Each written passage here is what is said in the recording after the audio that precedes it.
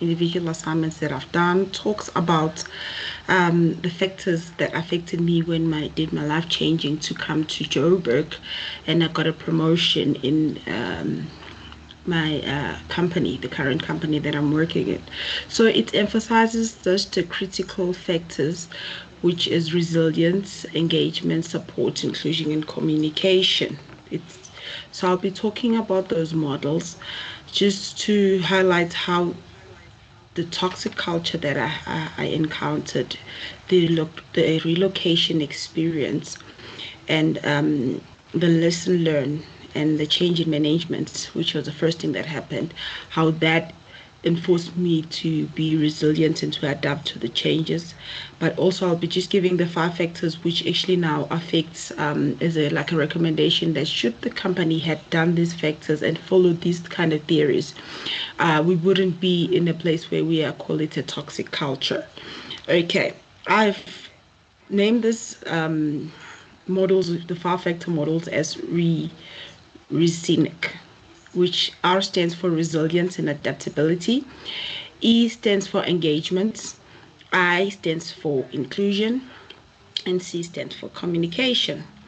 Now, in terms of resilience and adaptability, so when I had to move from Joburg, when the management changed its structure, its senior leaderships for CEOs and other senior leaderships, there was no communications. Then I feel like if the company had used theoretical Lewin's model, the three steps of unfreezing, change, and refreezing models, we wouldn't be in a situation where we found ourselves so fearful and demotivated.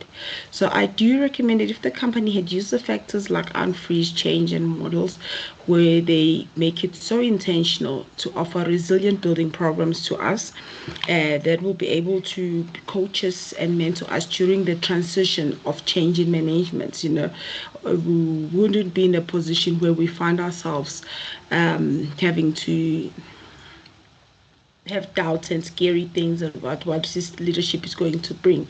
So if they foster a resilience and inspire employees and for us to view challenges, and also gave us an opportunity to have our say and make sure that the transition is so smooth and it's less disruptive, we wouldn't be in this position. So adopting Lewin's unfreeze, change, and refreeze model will emphasize the preparation of employees to transit successfully, and then requires psychological readiness for us as employees and flexibility. Moving on to engagement. Engagement and motivation.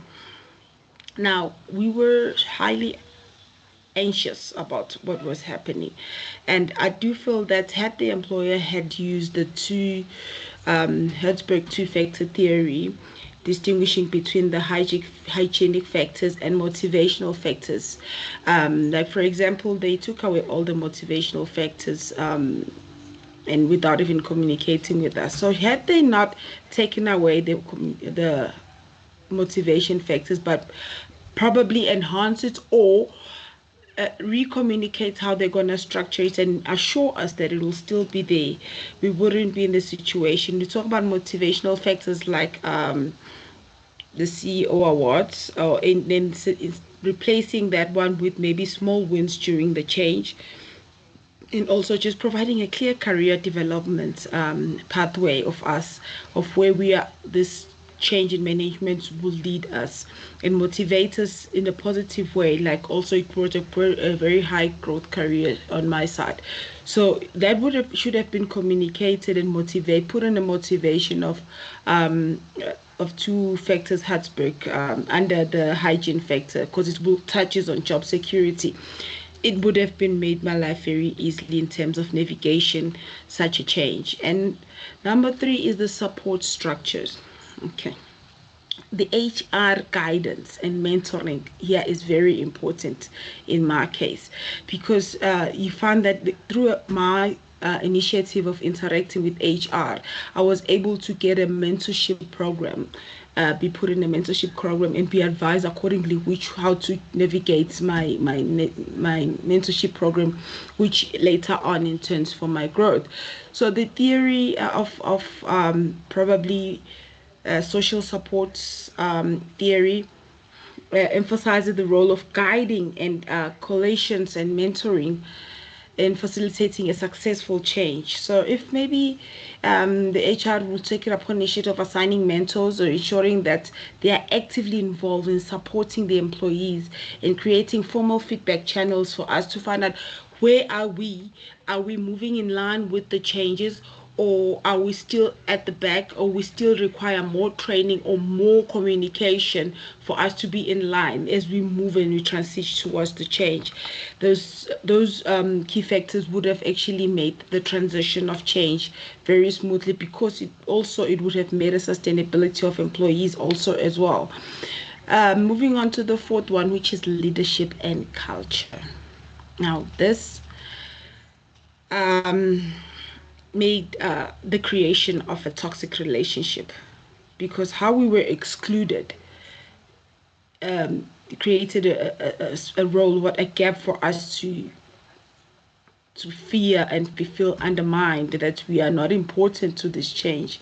So this transformation and participation of leadership, which should have been done, and encouraging trust and innovation on us, it would have made us feel inclusive of the culture, would have been part and package of the change, part and package of the CEO change, where we know that we are also included.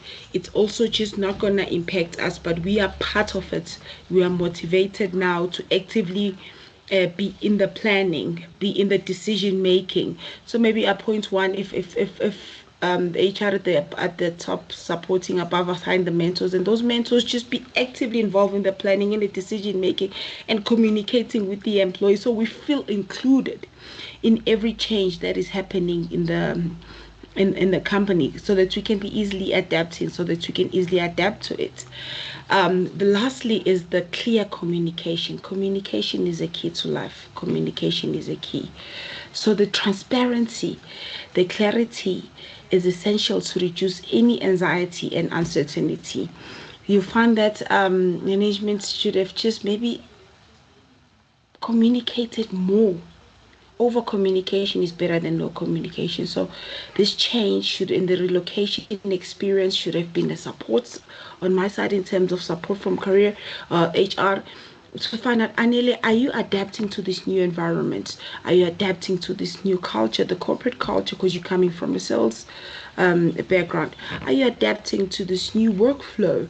Are you adapting to everything? So if HR was intentional on that, in communicating in all of those to me, and actually being intentional to actually ask for feedback in itself, it would have avoided such a toxic culture, and I would have actually been in a position where I wouldn't be in the position now. So I think with those 5 factors being used, which I call it RISC model, would actually made the transition of leadership very smoothly. My quick adaptability and resilience to the new job, to the new role, environment that is actually tailored around autonomy and good. So as HR will have identified, whether intrinsic motivators or extrinsic motivators. So I think those factors would have actually made this transaction to flow very good. Thank you very much.